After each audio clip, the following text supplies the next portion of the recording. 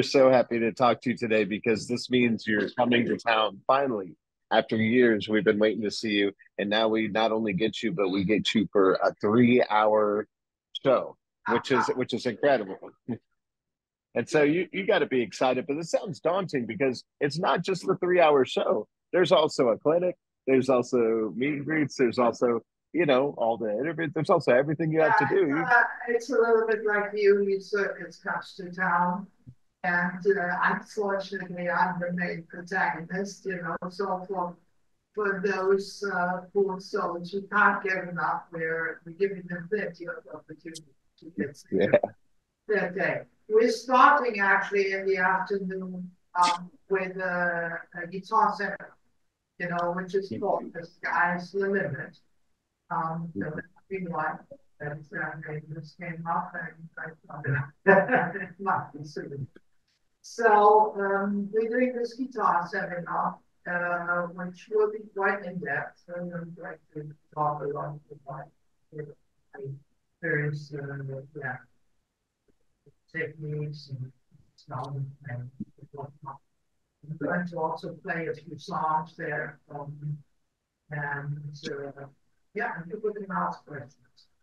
Then, do you want me to explain basically the rest of the evening or what? I mean, I don't want to bore you with. No, no, that sounds great. I love it. Okay. So then the evening isn't too long. It's actually literally two concerts, two completely different concerts in one evening. And the reason for this is to do with COVID, because I had planned a solo tour in 2020, which was to be 70 shows in the States alone and Canada. And we started the tour in Europe, and after the 13th show, fair enough, COVID hit uh, everybody, and all the gigs were shut down. We had to stop, and then there was a 3 year period of nothing, as you were, in terms of playing. Although I was very busy in that period because they gave me time to actually write a big book. And so uh, the first half of that show that we're going to do is basically a replacement of that tour, or at least part of it, because that was also going to be a 3 hour show with just me alone. But now we're doing 1.5 hours. It's called Evening with Ruby John Roth. I'm alone on stage with a big screen, playing music, some of it classical, like Vivaldi's Four Seasons, Mozart, and I've got the orchestra on the screen. And quite a lot of it is also new songs that I wrote particularly for this tour. And last but not least, this segment also includes a little TED talk, like 15 minutes where I'm just introducing my book and explaining how it all fits together with what it's all about. So that's the first half of the concert.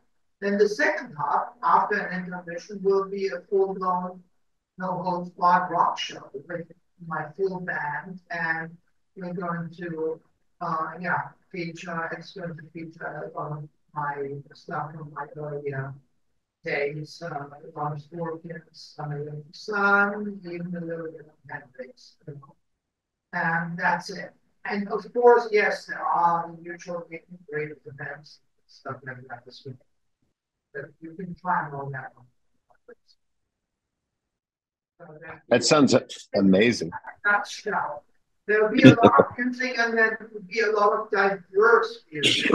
The first half truly is very, very different in terms of music. And I guess it reflects a little bit my personal um, inclination, so to speak, because I've got a bit of a split personality. I always had one foot in the classical jazz, playing and being of a different mindset, and then the other was in the rock group, and somehow um, I managed to integrate the two together.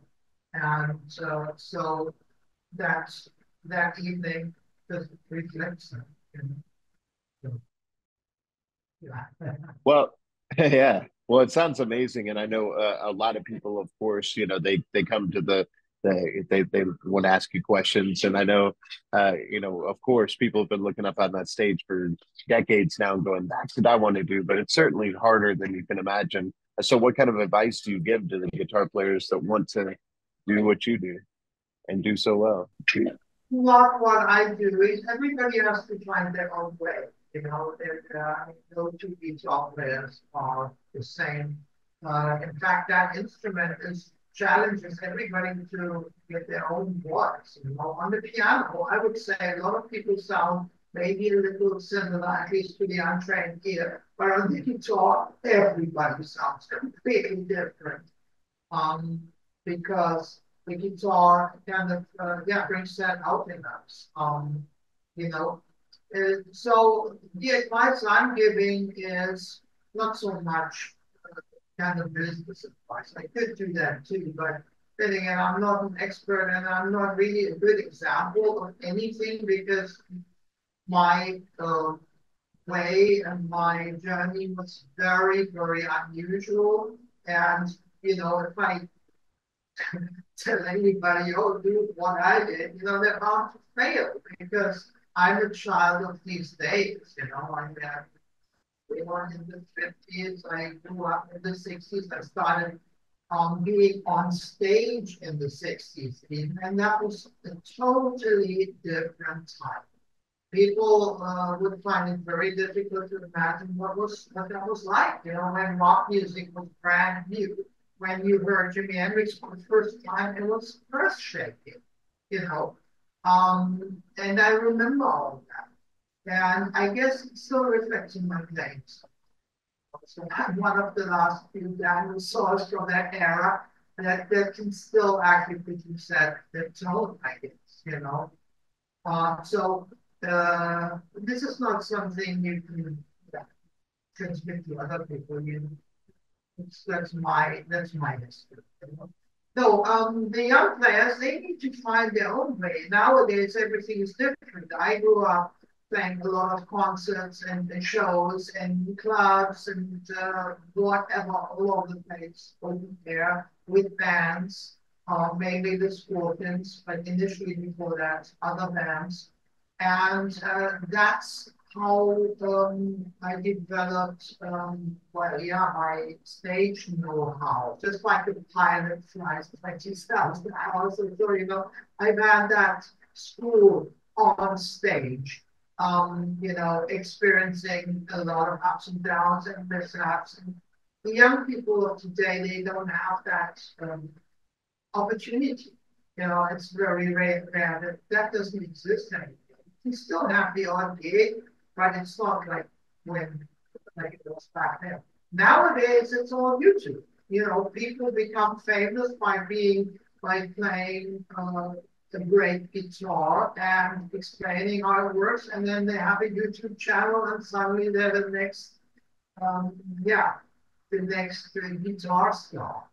So that's that's fine, but that's how it works nowadays. I'm sort of more expert in that, So I can only give musical advice and artistic advice in these kind of things. And yeah, and of course, also take the forward advice in how to play the guitar or maybe how to play the guitar. So it's yeah, that's what people can expect when they come to make us the words. Yeah. Yeah, absolutely. Well, what is it that still keeps it fun after all these years? Because you wouldn't be doing it this much and for this long if you weren't still just absolutely overjoyed to do it, right? Well, what keeps it fresh for me is the fact that I'll be at the play. And that's the truth. Like, for instance, during lockdown, I didn't even have to talk for 2 years. And I really didn't. It was a bit of an experiment. And I didn't really have the desire to either. I wanted to see what emerged. And lo and behold, we had a show then, and I needed to be on stage. I picked up the guitar, and I was able to play just as well as before, and was anything except for my callus. So we did 3 days of rehearsals, and it was painful. I remember the first day was excruciating, the second was a little better by the third day, and then come the gig, everything was fine. So I guess it's like swimming. You have that in your noodle and you never forget it. At least that's the case with me. So I'm not one of these people who need to practice a lot to stay fit on the instrument. Lucky, because I don't like that. I used to practice a lot when I was a kid, but nowadays, I would only do that if I have like a really challenging new piece that I need to get to grips with.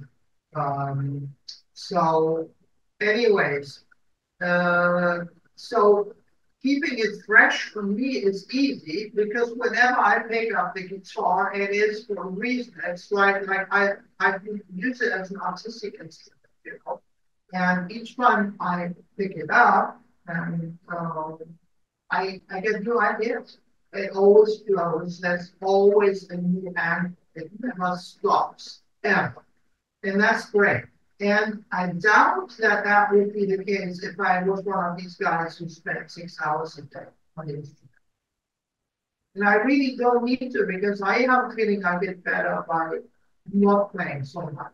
Of course, it's sometimes important to keep your chops up, particularly as we get older. My hands are still as fast, but my endurance level is not quite the same. Like when I was a kid, I could play for 6 hours non-stop, doing heavy vibrato, etc., and not get tired at all. Now, if I did that, I can feel the difference. So that is the only physical difference is really the endurance that I see.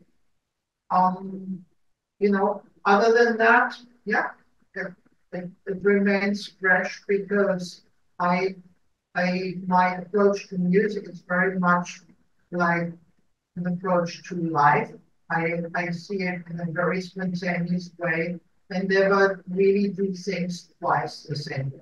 It always needs to be slightly different, and that's I think the key to success.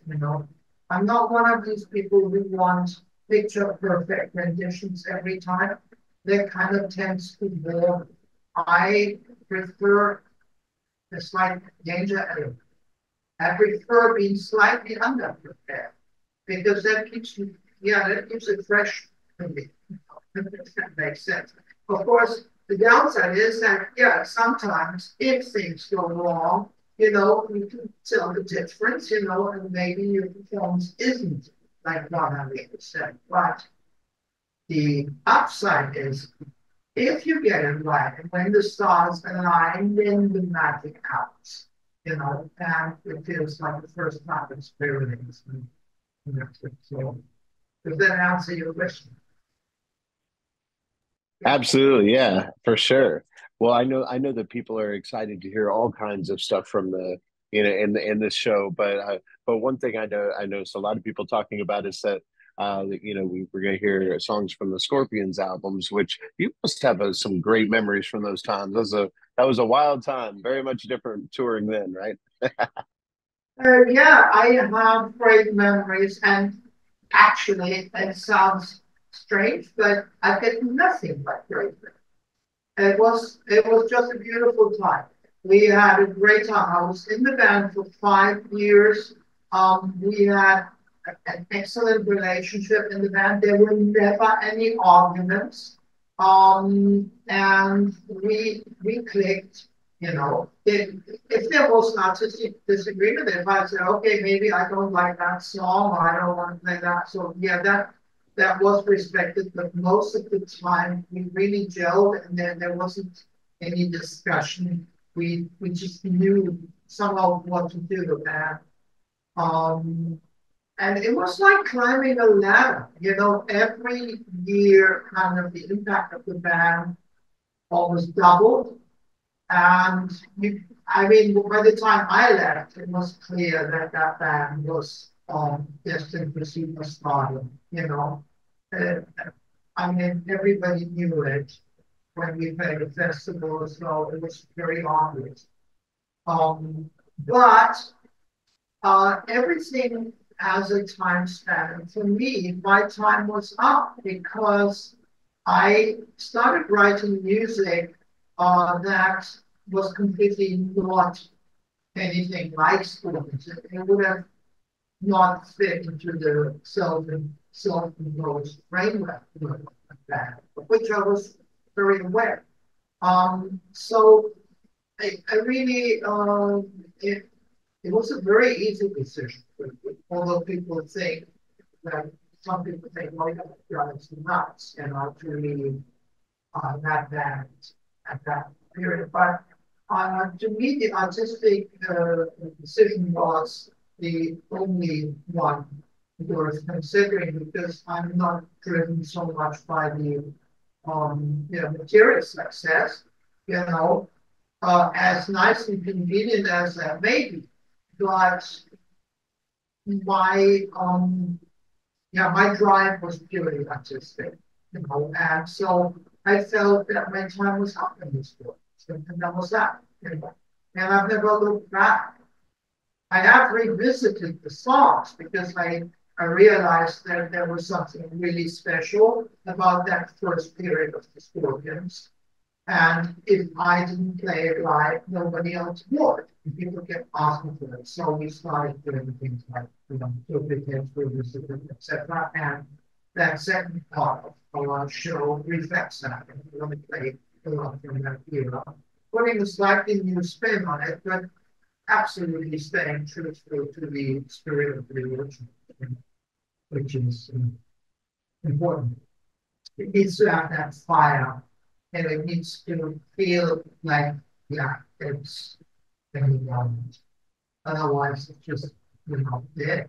And some bands perform their stuff like a little bit like that, where I think this is not the spirit of, it's more the ghost stuff.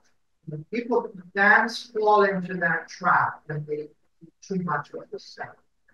That's quite a few bands. I personally.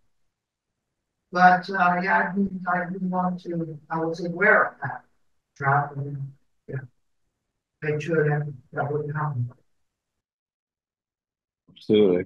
Well, I know we got to let you go in a few minutes, so I want to make sure that we find out what else that you're working on. I know there might be more music, a book. There's you've always got something going on, and we can't wait to see what you got for us.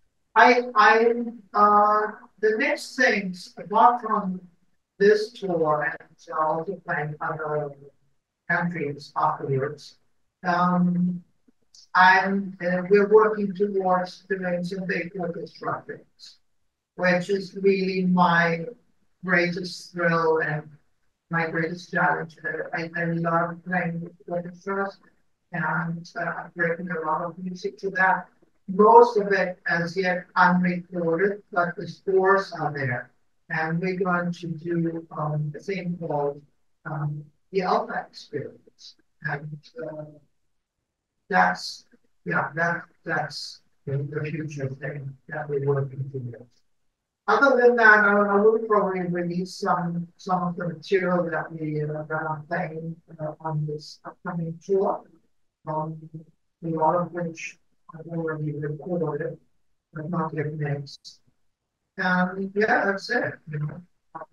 I will spend the summer doing a lot of painting, which I love that. Oil painting, and yeah, and we should see what the future looks like.